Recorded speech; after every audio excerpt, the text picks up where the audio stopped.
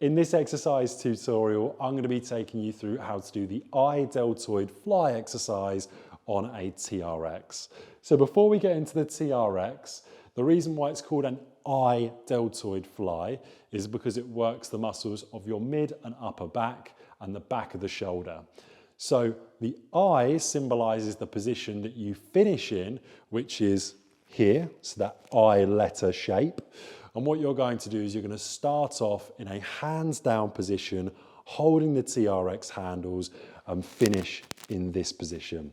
So when it comes to setting up the TRX, what I want you to do is have the handles just below hip height. So find your hip bone, just below hip height is where these handles should be. Once you've done that, you're going to walk out the TRX until you've got tension on the TRX.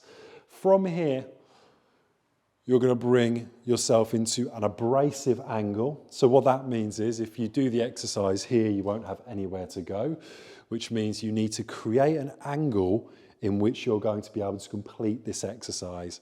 So from here, I've got that palm down position with my hands, my head's looking up, feet are hip width apart.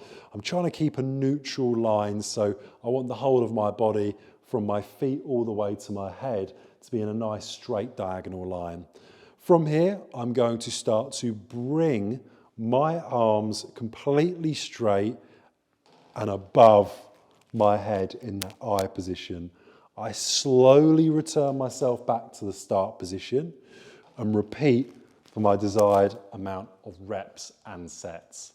That's how to do an I deltoid fly on a TRX. If you wanted to make it harder, you would walk the feet in, and if you wanted to make it easier, you would walk the feet further out from the TRX.